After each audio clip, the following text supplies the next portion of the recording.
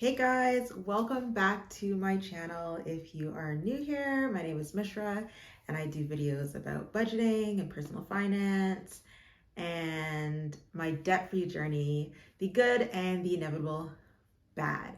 So today we're gonna do our May reset. If you watched my last vlog, it was like summer, like it felt like summer, but today is definitely not like that. We're back to being cold, good old Canada. So I'm just here cozying up with my blanket and I got my notebook and we'll just kind of do a little recap of how April went and then we'll kind of get into what's going on in May. And I thought that I would have some news to share, but I can't share it just yet. But it is something that will kind of affect our budget. So maybe by next month, all will be revealed.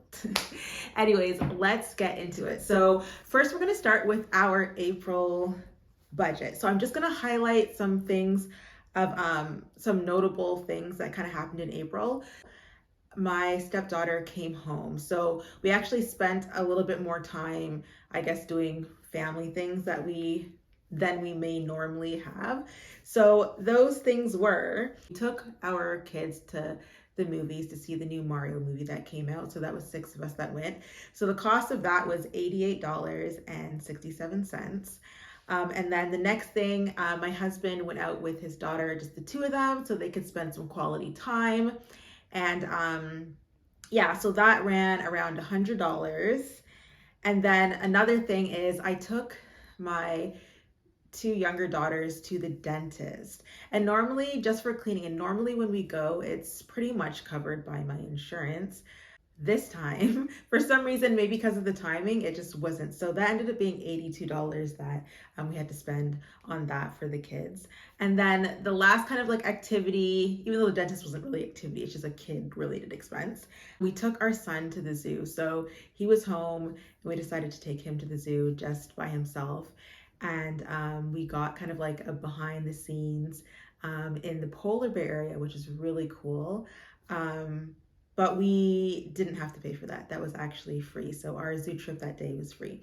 So you don't always have to do things that cost money. And even when we went to the movies, it was actually discounted because we get a discount through my husband's work. So, you know, we don't always have to spend lots of money. You can also do free things. And oh, one last thing actually that we did is we spent quite a bit of time at the park. So yeah, especially when the weather was nice, it was just really nice to kind of get them out of the house every day and just get some fresh air. So basically our kids' activities for the month was around $272. So that's more than we would normally spend, but it's all good. And so the next notable thing is, so in my income, I potentially was getting the Climate Incentive Action payment from the government. And so I did not receive it, or I did, but because I filed my taxes and I did owe some money because of my self-employment income, plus my regular income. So they just deducted it from what I owe. So I didn't actually physically get that money. And then the other thing is I was supposed to get a refund from the Ministry of Transportation, but I have to call to follow up on that because the end of the program was March 31st, and that's the day I became eligible. So I'm hoping that they'll still issue me the refund, but yeah, so I have to follow up on that. Other than that, my rent increase for May 1st was $62.55, so that's additional for the rent. And then one of my utility bills, I had budgeted $270, but it actually came into $247. So that's less than I budgeted, and those are basically all of the notable things for the April budget. So let's move on to our April goals. Did we achieve them or did we not achieve them? So, okay, so the first goal under personal was to read 2 books. I had House on the Lake. So I did read that book. And then I also had put to read the book Book Lovers. But I started the book, but I just didn't get into it quick enough. So, and then it had to get returned to the library. So I just returned it. But then I did start reading a book called The Bodyguard, and I'm enjoying it so far. And so I'm not done it, but I'm pretty sure I should be done it before the end of the month, which is in just like a day or two. So that was that. Maintain healthy habits. So I think I did a pretty good job in doing that this month. Of course, I have my whole iron deficiency thing. So trying to like just remember to take my medication, drinking lots of water, all of that stuff. So that was good. And then so social media. So I did post once per week, which I've been pretty good at being consistent with doing that, which is well, it's not surprising, but like I'm just happy that I've been able to do that. I have not done any YouTube shorts. Yeah, that just is what it is. And then brainstorming new ideas. So I always kind of here and there think of doing things, but I haven't really like sat down and had like a session where I'm just like, okay, what can I do? What things would people like to see? What do I want to do? So I haven't really done that. And so the final one for financial. So I did continue to contribute to my kids' education savings plan. So that's good. I had put that I wanted to make $1,500 in additional income. And part of the reason why I wanted to do that was because I had a trip that I wanted to go to in July. And so in order to go to the trip, I wanted to be able to kind of like cash flow the trip.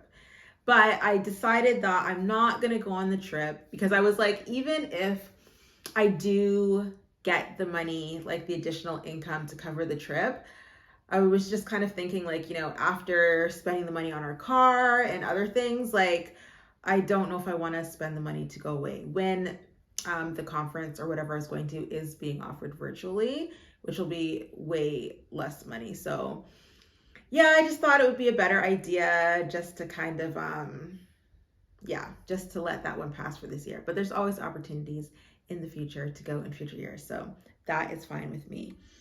And last, we did pretty good with spending less money eating out. Obviously, we can always do better, but I can say like in previous months, it was like $300, right? So yeah, this month we definitely did better in doing that.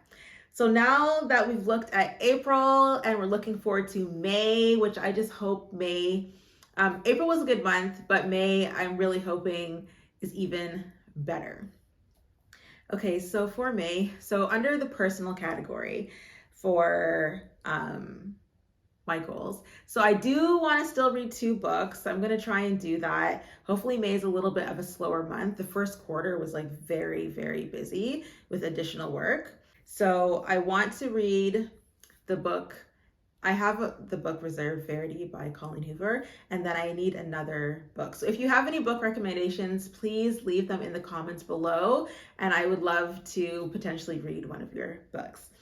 And then, so the next thing is to maintain healthy habits. So again, just keeping up with my iron, making sure I'm drinking water, getting enough sleep. So I just want those to be constant habits that I maintain.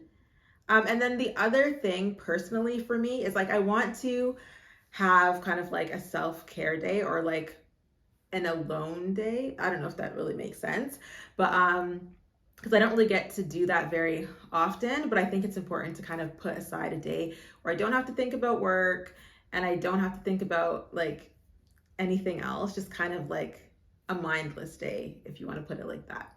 So that is that. And then my last one is work-life balance. So I've always tried to kind of like implement ways in order to do this. It's not just about implementing the way, right? So one of the things is that we have to realize sometimes we might say, oh, this day is this day and that day is that day, but does it work for you? So previously I had Tuesdays and Thursdays as days that I did side work after work. But for my 9 to 5, I actually work 7:30 to 5:30. So I work 10-hour days, Monday to Thursday, and that's how I have Fridays off. So working on Thursday, it's kind of like I already went through my long week, my 40-hour week. On Thursday night, am I really gonna want to like do more work, or am I gonna want to just relax, right? So I realized that didn't really work for me. So now I've just kind of like readjusted my day. And this is kind of what it's going to look like. So on Sundays, there's a specific task that I have to do every Sunday. So it's about an hour. So on Sundays, if I can just kind of work for an hour first thing in the morning, then I still have kind of like the rest of my day. On Mondays, I just want it as an off day. So after the weekend and going back to work, it's kind of like, oh, Monday, am I really going to want to work after doing 10 hours on Monday? Probably not. So Monday's just kind of like, okay, we're back in the work week. When I come home, I just want to relax. And then on Tuesdays is kind of my heavy day. So I'll probably have a work block from 6 p.m. until 9 p.m. And half of that is generally meetings that I have. So at least it's not like actual work where I really have to like super think, but just kind of like, yeah, meetings. So that's fine. And then on Wednesday, I just want to do kind of like an hour of work after work. So, and then that can be kind of like as needed. So depending on what client I'm working for or what the needs are for the week, that hour is just kind of based on whatever the needs are for that week. And then Thursdays, like I said, I would just have them completely off.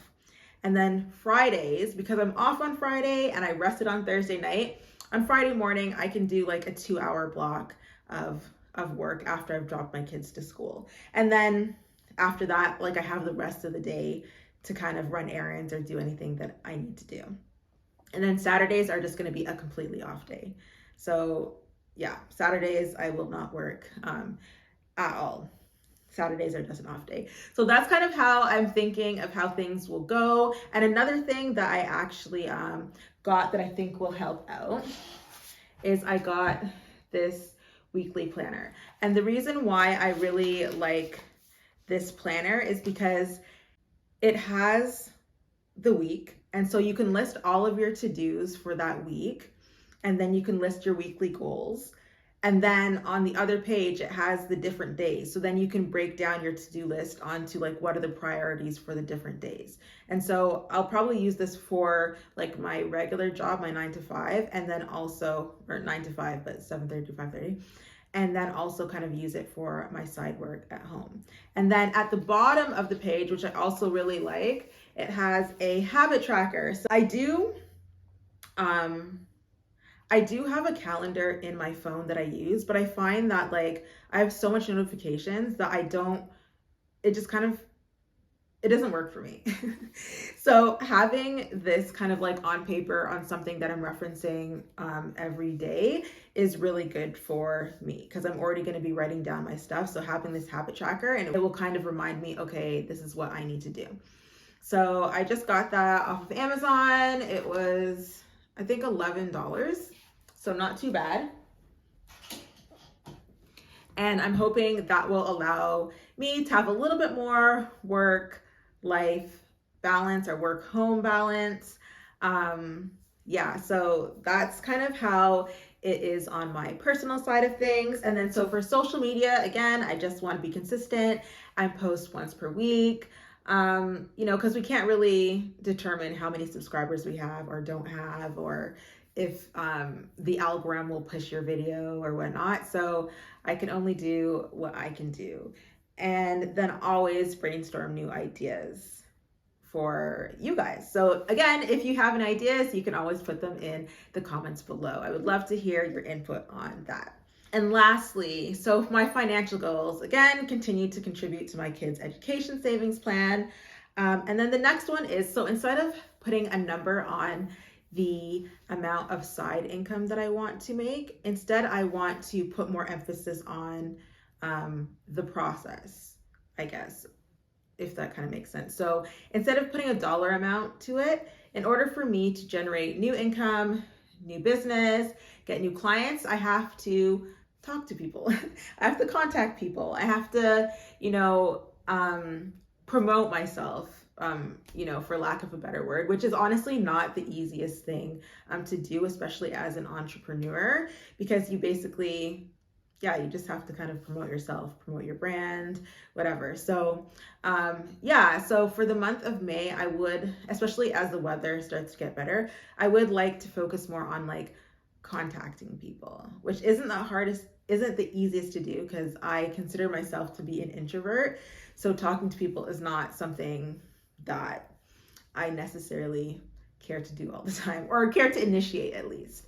So that's definitely something that I'm going to have to work on for the week. And then now that we have started to cook more at home. I want to be more on point with weekly meal planning. And it doesn't have to be like Tuesdays are this day, Wednesday or this day, but I just want to have set meals that we kind of have in rotation, because that's part of like, I'm just trying to eliminate like the mind fatigue, basically, right? So if I have these things kind of set up, then each day I don't have to be like, what am I going to do? Whatever, whether it's me or whether it's my husband cooking, we can just kind of already know like what we have in the kitchen. So, yeah, so I think Sundays or maybe Saturday nights would be a good day to plan that, as we're kind of like also planning out our groceries. So those are our goals for May. Nothing too crazy, but I just want to like organize my life so things are a bit easier. Just like easier on me to manage day-to-day life with kids. So now we can get into our May budget. Okay. So for May, you'll notice for our income, it's $7,086. So if you look in the previous months, it was a bit lower. So 61, 6,000, 59. So our income is a little bit higher this month, and going forward, it should be a little bit higher than that. But I'm not exactly sure what it will be, but in June, we'll probably know a little bit more about that. So Canada Child Benefit, so $346.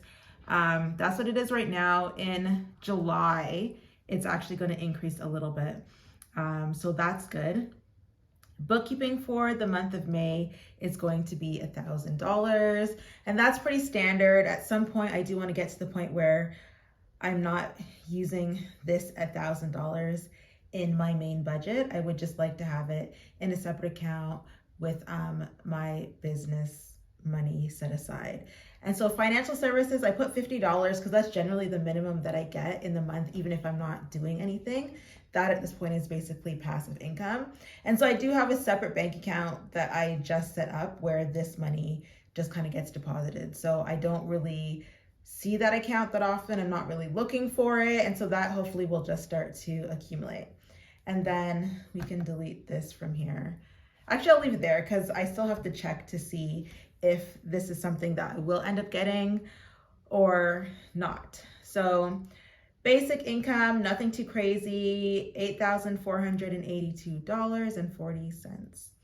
So if we go on to our bills, so I think this is water, $55, OPUC, so, sorry, last month it was $247, so I'm budgeting $250.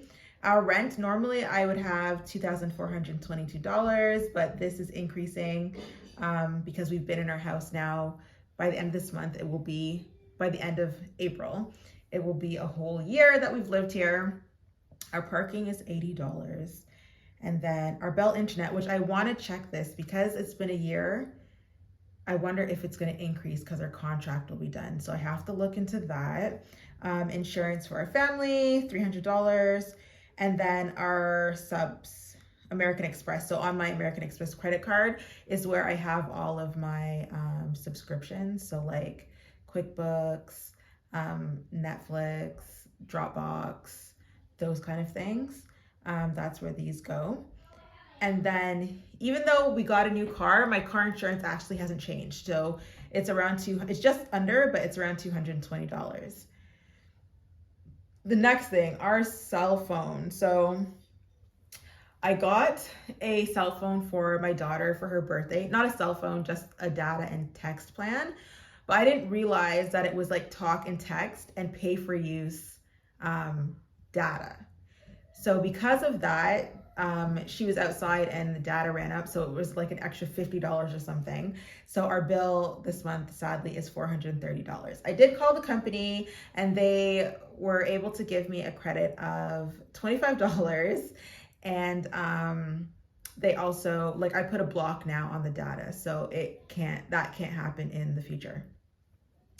And then Express 407. So when we got our car, when we went to the ministry to do all of our stuff, I realized that we had some outstanding toll and parking tickets from a while ago that I just didn't realize that we had.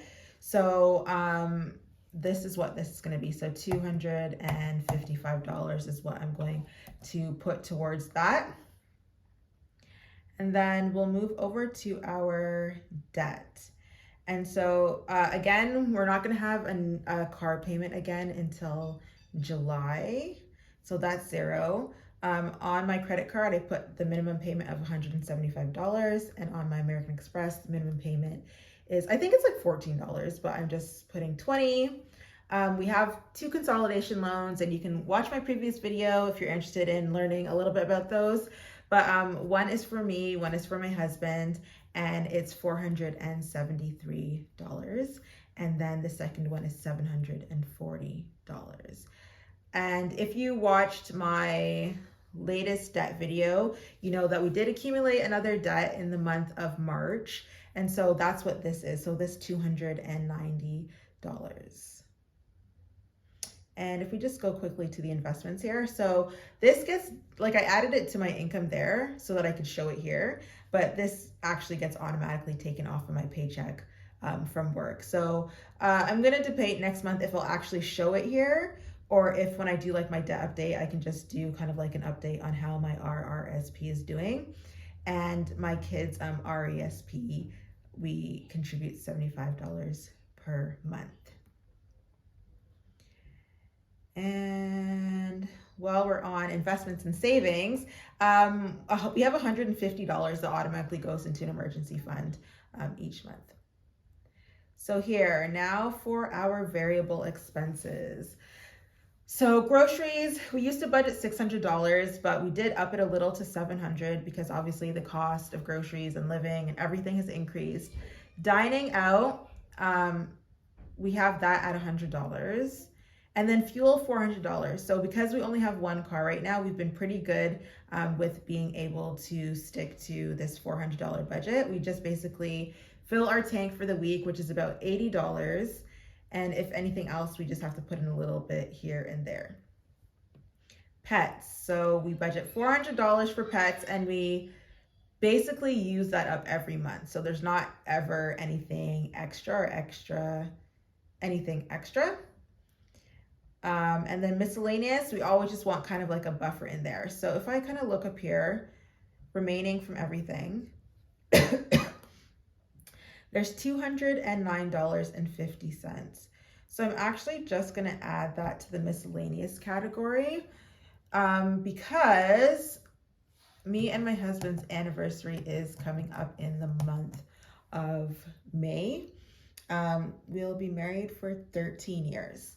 So because of that, I might as well just kind of put this in this miscellaneous category because I'm not really sure what we're going to do, if we're going to do anything, but yeah, we'll just budget the $409 and hopefully that will encompass anything that we have to do for the month.